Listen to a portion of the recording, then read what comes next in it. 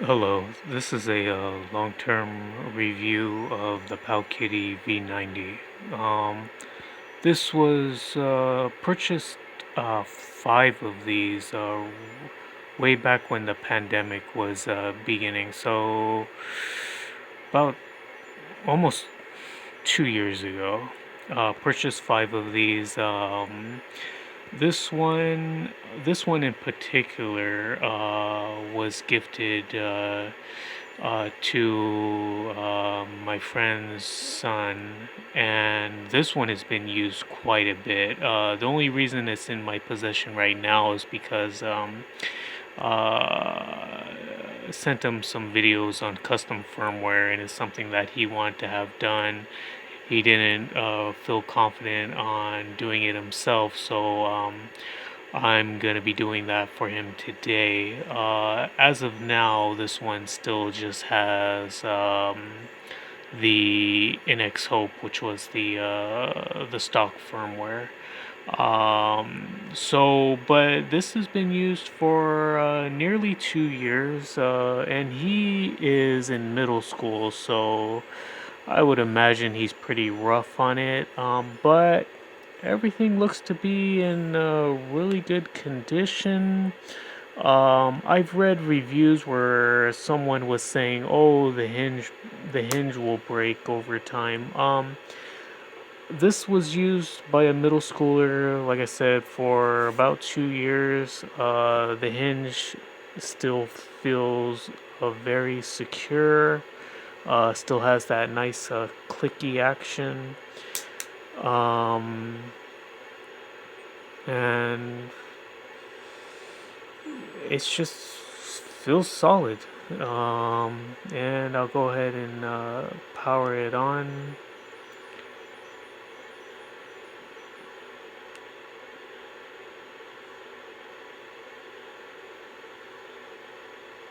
And again, it's been a while since I've seen the stock firmware, but uh, it's kind of similar to the custom firmware, just different skin, more or less. Um, the big difference is that the emulators are a bit dated on the stock firmware, so games typically don't run as well. Um, so go to Super Nintendo, and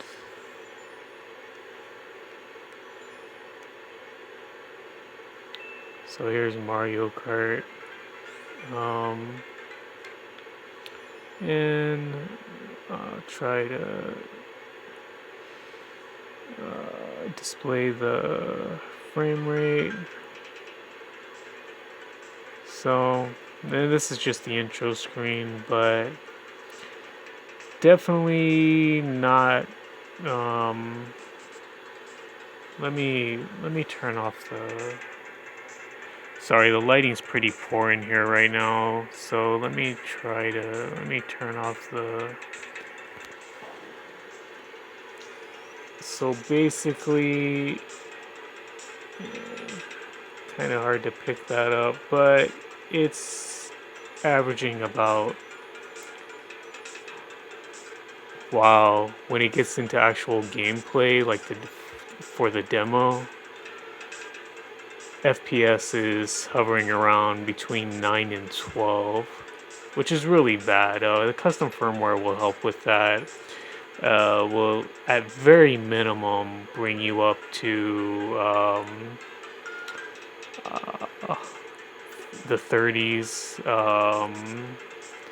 A lot of the games with the custom firmware for Super Nintendo, which, this device does struggle with Super Nintendo, but the custom firmware will bring a lot of the games up to 60 frames per second. So a decent improvement in my opinion. Um, Other systems like NES, it'll remove nearly all of the screen tearing, and So, but regardless, this is for a long-term review. Like I said, this has been used by a middle schooler for nearly 2 years now. Actually, when it was given to him, he was in his final year of elementary school. He's in middle school now, but being used by a young adolescent, it is held up very well. Um, all the buttons work, um, and yeah, I can't really, you know, say really anything negative about it. Especially, like I said, I bought 5 of these right when the pandemic was beginning because I just thought that they would be cool gifts. And I mean, at the time, this was like they were $30 each. And so, you know, definitely a good value in my opinion. Um, so yeah, so again, frames per second. Uh, yeah, it's pretty bad.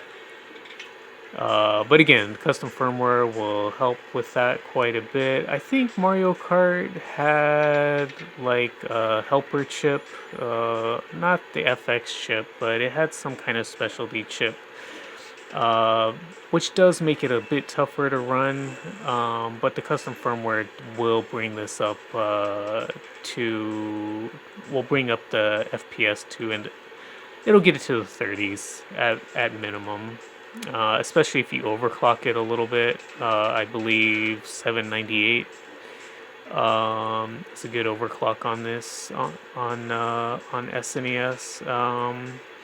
So yeah, well, again, uh, over 2 years or around 2 years of use, it's held up well.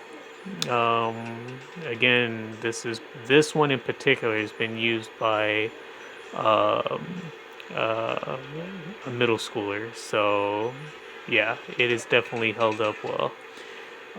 So I will be installing the custom firmware on this so he can get a bit more enjoyment out of this with higher performance.